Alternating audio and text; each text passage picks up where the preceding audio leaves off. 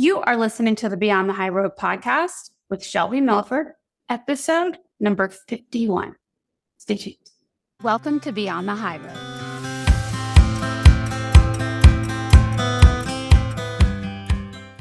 Hey, you guys. How are my lovely parents doing? Today, we're going to be talking about thought loops, specifically the negative kind. Because what else would we talk about here? So first, a couple announcements before we continue on with the episode.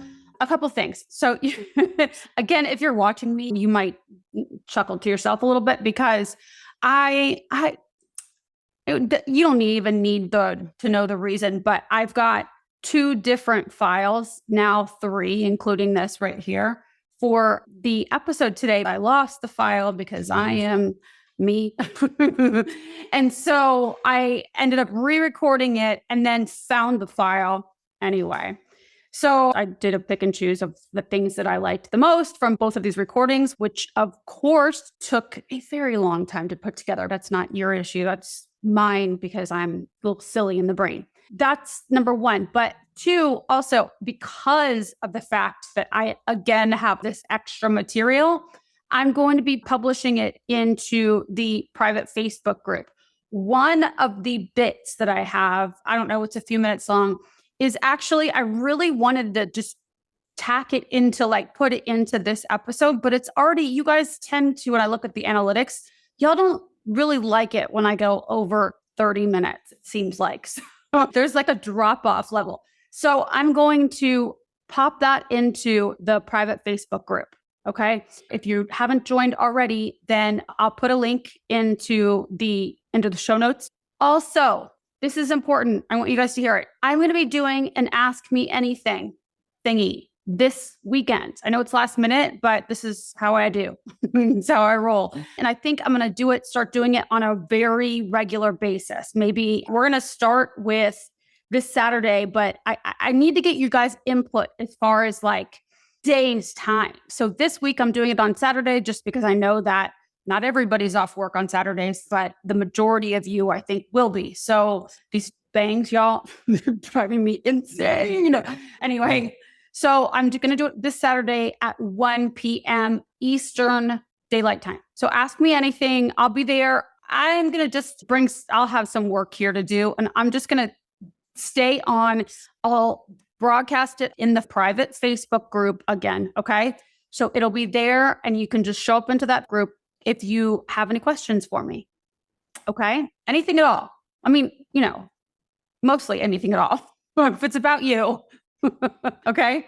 So that is that. And then now we're going to get on to the episode. So today we're doing when you're stuck in negative thought loops. Okay. And I figured you guys would I hope that it's very useful for a lot of you out there. Okay. So enjoy. I'm sure you guys all know what a thought loop is, but I'm going to give you my quick definition just to provide some clarity so we're on the same page.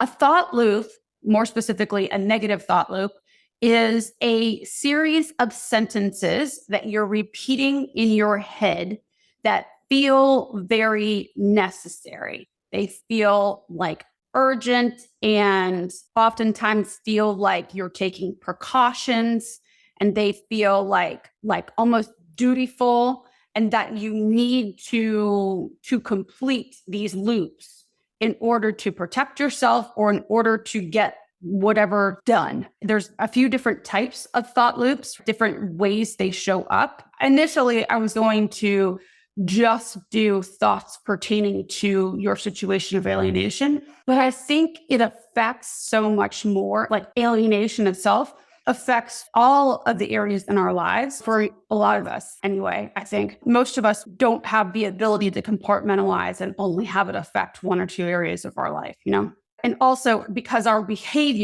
behaviors attached to these thought loops can affect our alienation situation so much.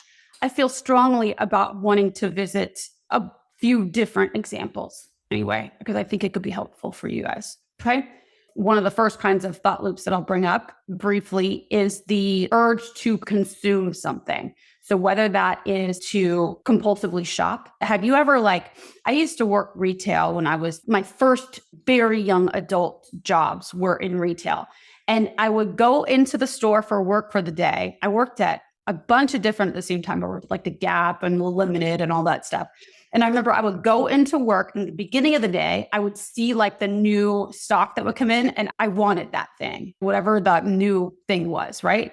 And by the end of my shift, I had 20 reasons why I needed that thing. And then I would end up spending all of my paycheck, everything. I mean, at that age, it didn't matter, right? But I would spend all of my paycheck on all the things that I have already convinced myself that I needed. Also, this happens with, you guys have heard me talk about this, when you are actively feeding an addictive behavior. So whether that's overeating, over drinking, not eating also is a compulsion, and it begins with a thought loop. So those are like the consumption kind. You might do it also. I kind of relate these when you're in the middle of a breakup with somebody and you have the urge, you have to text, you have to say the last thing, you have to engage in another conversation with them. You know what I'm talking about, right? All of us have been there, where you just feel like you just have to say one more thing, or you have to drive by their house and drop stuff off and make a point.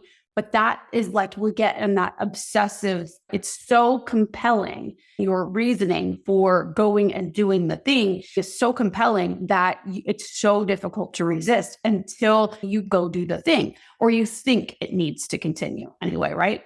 Because that's the thing about these. When you're in a thought loop, your brain makes it seem like it's so dire. It's so necessary that if you don't do it, then what? You never really answer that, but it's like this dun, dun, dun, you have to do it.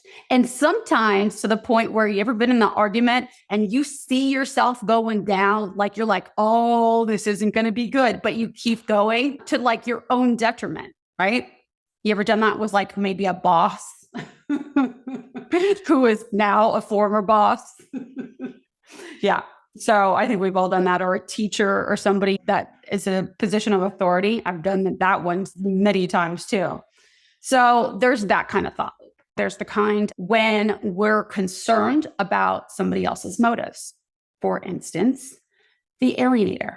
So when we feel like we're vulnerable or don't have the control that we are used to or desire or think that we are entitled to, this is often a quote unquote trigger for this to happen.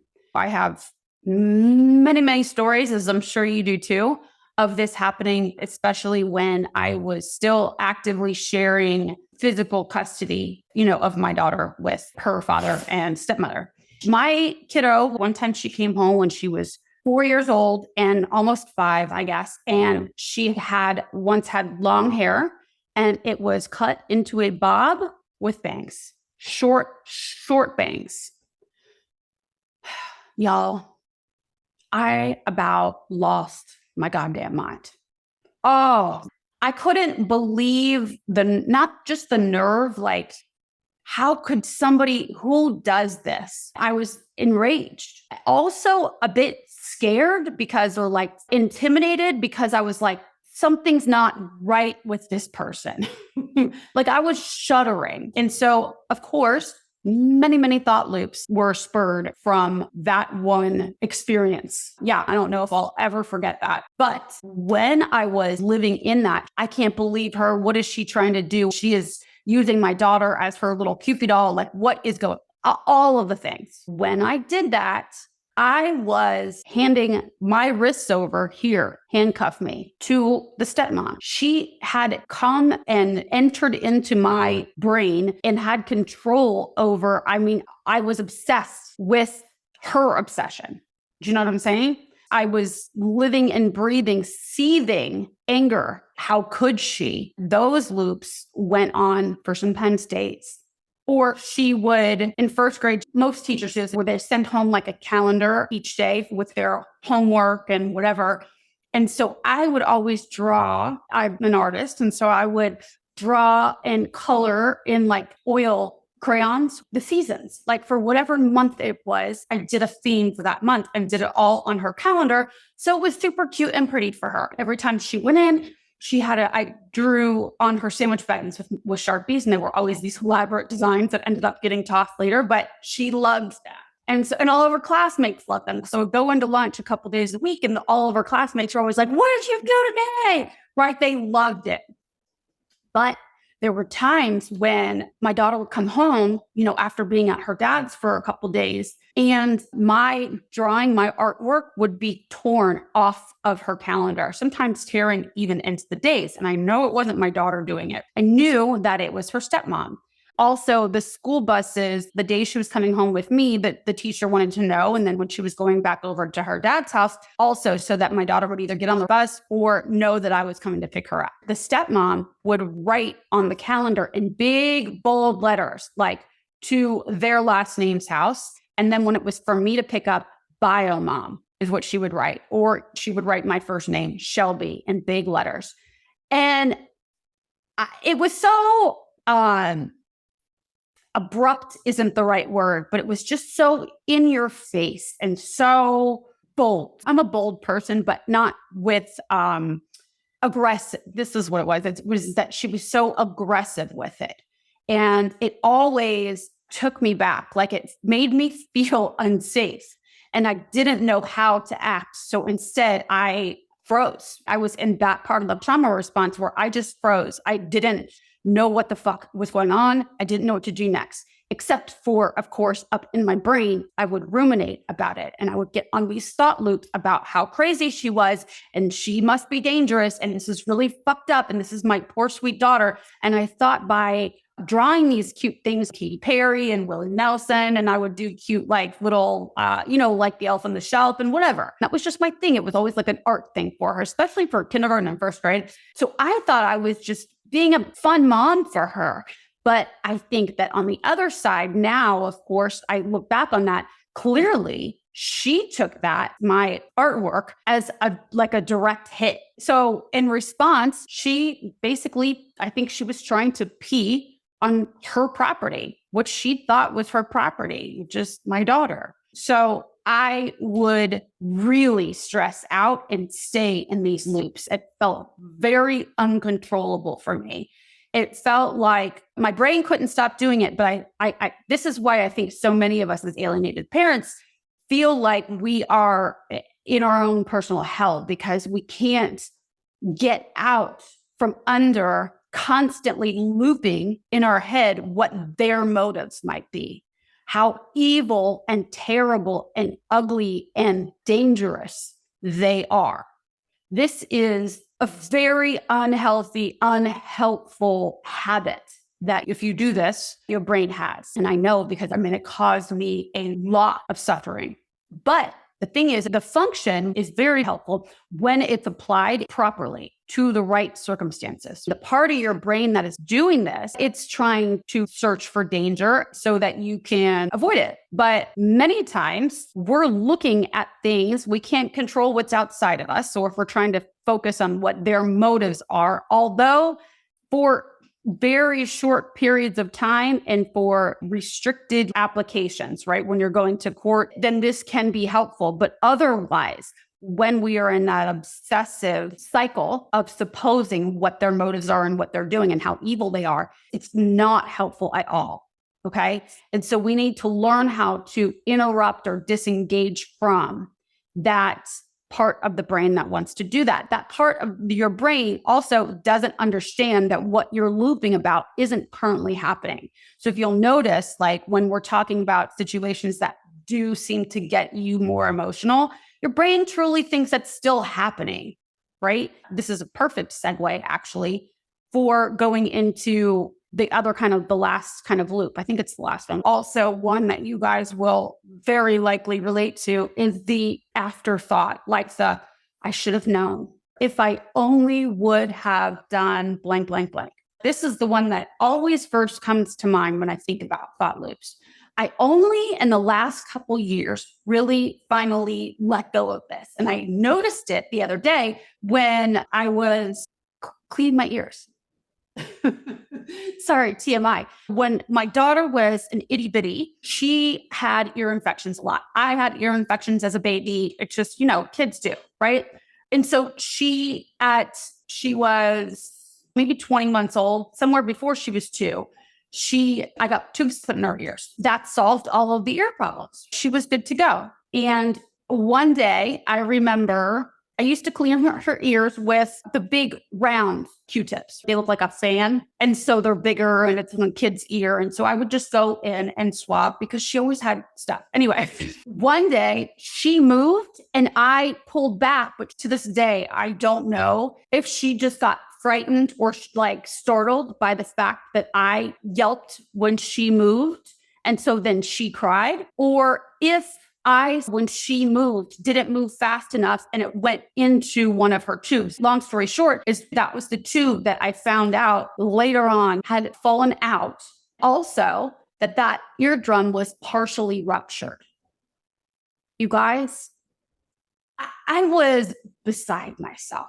I was like, did I cause this? I told her, oh, it's okay, honey. I may have I kind of feel like, I don't know. I don't really remember the incident that well, that when it happened. I just remember pulling back and ooh. And she then got startled herself and started to cry. And I just remember going, oh, honey, it's fine. We just got startled. You're fine. Did I ignore her pain? Did I cause, was this my fault? And so I punished myself over and over, especially after she left. Now, mind you, this was when she was 4. Okay, 4 years old. She was with me until literally her 9th birthday. She was fine, healthy. We had a very loving, cuddly, great relationship, amazing relationship. And so she was fine. She was healthy. But from the time that she moved into her dad's until a couple years ago, anytime I saw a Q-tip, really, my stomach would just I would go into a trauma response, thinking back about that. And oh my gosh, the pain I must have caused my daughter. The pain I must have caused. I can't believe I didn't. Maybe I should have, all of the things. It was a very emotional experience for me. And so I realized that I had been doing this. I remember where I was in Texas, and I was like, gosh, this is really, it's not helpful. I'd just become a coach and just started really digging into the work myself. And I started putting into action a protocol. My goal was to eventually be able to look at a Q-tip and not go into this spiral. I wanted to just allow it and not punish myself, not speak poorly to myself. And so that was the initial goal. And now I apply that same process to pretty much any thought loop. It's helpful to label what exactly it is that you're doing. Oh, this is a thought loop. This is an unhelpful series of thoughts that I continue to think because I'm trying to solve for what happened in the past. When we're replaying certain actions that we took or didn't take from sitting here where the vantage point is that we have all the information. But back then, when we made the decision to do or not do whatever thing that we think caused the string of problems, you know what I'm saying? I'm being very general right now. But when we're looping on the thing that we did or didn't do back then, or that we should have known better about, again, very useful mechanism. It's trying to keep you alert and aware so that we don't repeat that same mistake now going forward. The thing is that when we're living back there trying to solve for this thing over and over, your brain is it's almost like how a computer tries different processes until it finds one that works. It's like, okay, let's try this scenario and that scenario and change just a little bit here and change a little bit there. That's what your brain is trying to do for something that's happened in the past. And it's impossible, obviously, we all know this with our higher thinking, that we can't go back and change that thing. But the thought loop seems absolutely 100% necessary. And that's because you need to learn how to use your higher thinking to interrupt that unhelpful loop. I asked the private Facebook group I posted yesterday about this. I posted what one of my thought loops were. Then I inquired about the members, what their thought loops were. And somebody immediately wrote back, one of the other parents, she was talking about how she wished she would have done something differently, pulled her kid out of school the day that the other parent came and got him. The son is now over at dad's house. And this was, I guess, a couple years ago that this happened. And her brain, this mom's brain, is still looping about, I wish I would have just kept him out of school that day. He said he was sick. Why didn't I listen? I'm supposing now of the things that she was saying, but we've all done this, right? Why didn't I just know? Why didn't I see the signs? And so you're just going over and over and over. And this kind of question, why didn't I see? Maybe if you ask it once to yourself, but when you're continuing on, why didn't I, blah, blah, blah, you're always going to come up with answers that are unsatisfactory. And it causes so much extra suffering for ourselves.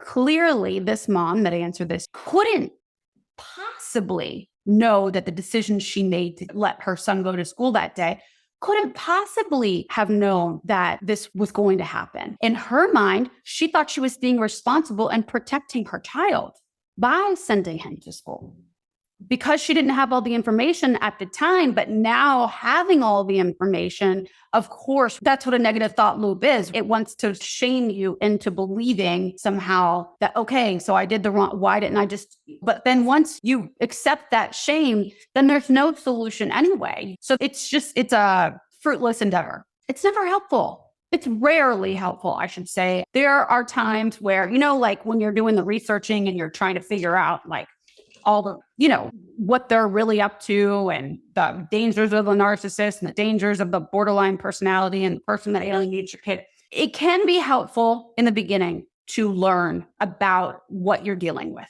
but it's very limited. And for the amount of time and the suffering you cause yourself, wasting all of this time and energy and possibly causing yourself to be physically ill, like in the long term, it never matches the payoff. The benefits never outweigh the drawbacks to it. You know what I'm saying? So, and that's why to me too, now I'm getting veering a little bit off track here, but I am pretty opposed to seeing the posts. And this is probably why my follower count is so low. I don't believe in engaging with posts or making the posts, like social media posts, that are the dangers of a narcissist, or bad talking, down talking the narcissist or the disordered personality, the alienating parent, right? It sells, but I don't believe in engaging in that kind of negativity for this very reason, that it's triggering. It's not healthy for our bodies to be processing and entertaining these kind of thoughts, this kind of mindset, really. It sucks you in. It feels good, I can say, like I'm using air quotes here because it kind of feels satisfying in a way to indulge in the danger thought loop sort of thing. It does feel in a way your brain is telling you you're educating yourself and you're being cautious. You need to know that it doesn't happen again. Very necessary. But you already know you're not going to do it again. You instead can direct your attention to learning from yourself. How you feel, how you want to show up. What do I really want? And this actually brings me to what you do about it. All right. So the first thing that you want to do when you realize that you are going through a thought loop, I'm sure I've talked about this before, about being like the watcher of your own thoughts and your own experience, really, to be able to have this mental out-of-body experience, watching you as you experience your own thoughts and your own emotions. It helps you to gain perspective. And also because when you step out of living in the story of your thoughts, you immediately gain some relief from the actual thought loop itself and series of thoughts itself, because then you are now in an active role of watching mentally. It's an active mental role of watching yourself. And so you immediately start to feel a little small amount of relief there from it. It feels more manageable because a thought loop, when you're in it, it feels like your mind has taken over your body and you have no control over it. But you do. It's just what your mind wants you to believe at the time. So you want to become the watcher. Notice the fact that you're having a thought loop. Acknowledge that. Like profess to yourself, oh, this is a thought loop. I'm going through a negative series of thoughts, of ideas, and I do this when I think that something has gone wrong.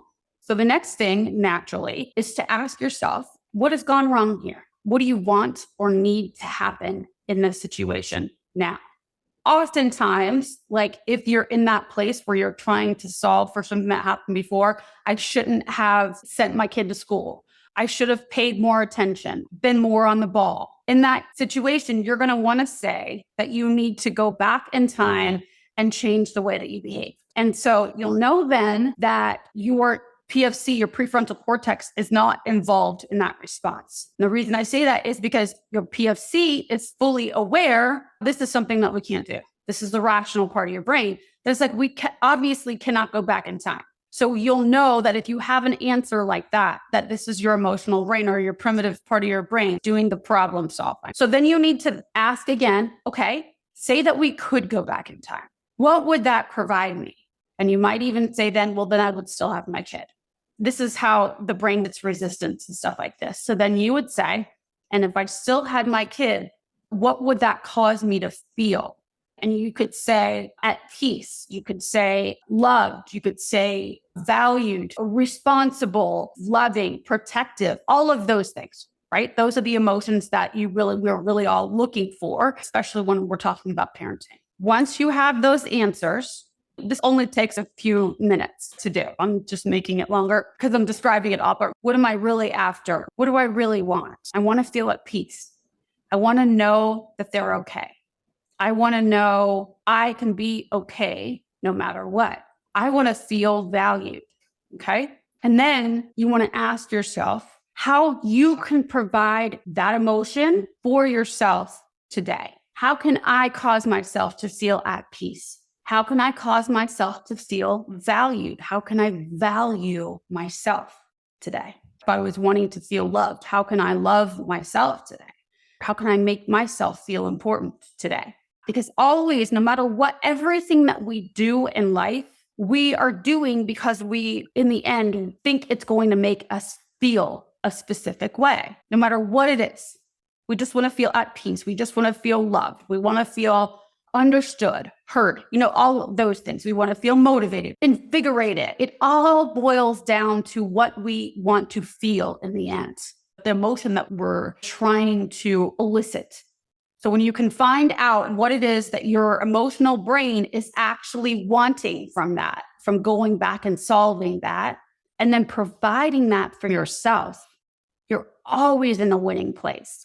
Because when we look to other people, you hear me say this all the time, there's a hair that's like in my face, you guys, these bangs. Oh, there it is. Because when we look to other people to cause us to feel all of the emotions that we want to feel, you've heard me say this before, is that we end up either one, being disappointed because we have expectations on other people, or two, we're constantly like waiting around and feeling needy and feeling gypped. So instead, let's learn to cause those emotions for our own selves, like supply whatever we need for ourselves. And then when somebody else does do something and we feel whatever the emotion is that we wanted to feel, then it's a bonus, right? But we can always cause ourselves to feel whatever emotion we want to feel. Find the ways that you could cause it for yourself. Okay. Now, if we're talking about an action, right? Like an obsessive, like checking on Facebook, maybe drinking after a hard day and you've been like thinking about it. All I want to do is have a drink. All I want to do is have a cigarette. All I want to do is go smoke a joint. Whatever it is, go through this process of what has gone wrong here. What do I think is wrong with this picture? What do I really, truly want here? What do I think that the drink or the joint or the Facebook blah, blah, blah. What is it going to provide me? What's the emotion that I'm looking for there? Then it's how can you cause yourself to feel that without doing whatever action, obsessive action, compulsive action. And then the last question, the one that you would add on to it, is how am I justifying my behavior to myself and to others? Because usually when we do the action, we're telling ourselves that we need it because yada, yada, yada, or we lie. It's usually like this pointless, not needed lie that we tell ourselves and maybe tell others. Somebody will ask you like, why do you keep getting on your phone? We're trying to have a conversation here. Oh, because I have an important job thing coming in. You lie about it. You say something completely different than what you're actually doing so that you save face. You keep that obsession, the action, the compulsion hidden from others and maybe even yourself.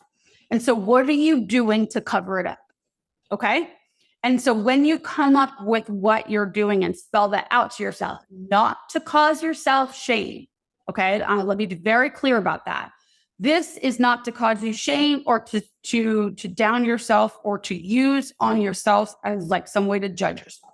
No, this is to gain knowledge about you and the thought loop habit that you currently have that currently turns into an action that you've already decided before this thought loop occurred that you weren't going to do the action.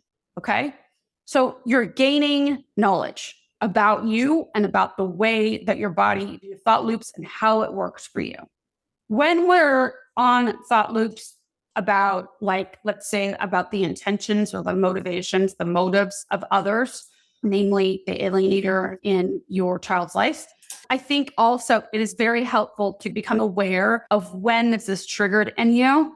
In the case where you're like looking at somebody else's behavior, the step parent, the alienator, whatever, and you're like, they're acting yada, yada, yada, and it's crazy. And I am just trying to protect myself and protect my child. So I need to learn everything there is to learn about what they might do next.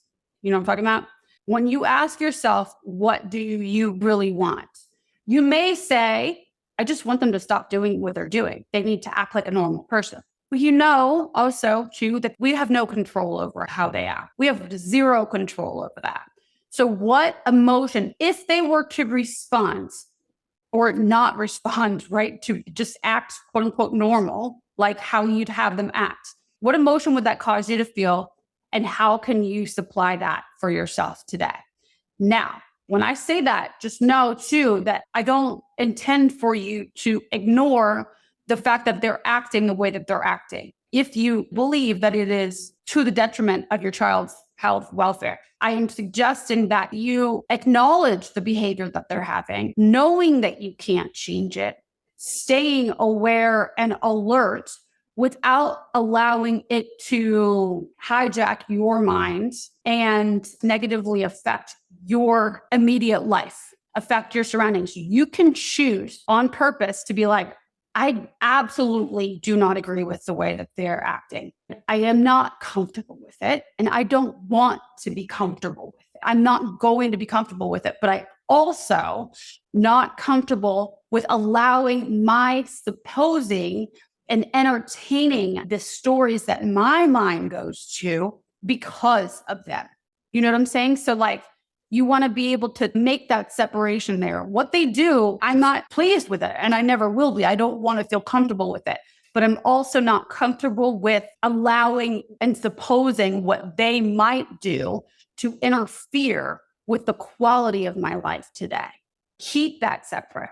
That is them, this is me. So I'm not comfortable with allowing them to affect the quality of my everyday living. I will continue to stay aware and alert. And at the same time, it is not helpful for me to obsess and Google search and do all of this stuff. In fact, if anything, this Google searching and obsessing will take you off your game, because then you are distracted with the circus of what's going on, what could happen in your mind, and all of this, that you're not able to show up for your daily life and be alert for what is actually happening. So it rarely works to your benefit. But I think with a place of compassion, surveying, I'm looking like, what are the drawbacks to allowing this thought loop to continue? Do I like the outcome here? Do I like this experience, or do I not? Of course, the answer, if we're talking about negative thought loops, the answer is most likely going to be no in the end. So yeah, become the watcher of your own thinking and allow the loop to be there without feeling like you need to down yourself as a result, but just poke some holes in what your primitive brain is telling you are the benefits to doing this thought loop. Oftentimes, it doesn't really have solid answers for you. It's just doing it because it thinks it needs to. And so if you just start asking, what am I looking for here? Oh, I really, truly want to feel at peace. I want to feel like I am a good parent. I'm a protective parent. I am someone who watches out and is responsible. And so then you prove to your brain how going back there and doing that is not going to cause you to feel those feelings. What's going to cause you to feel those feelings is showing up that way today. So I hope that helps somebody out there. You guys have a lovely rest of your week. Thanks so much for listening today, guys. I'm honored that you chose to share your time with me.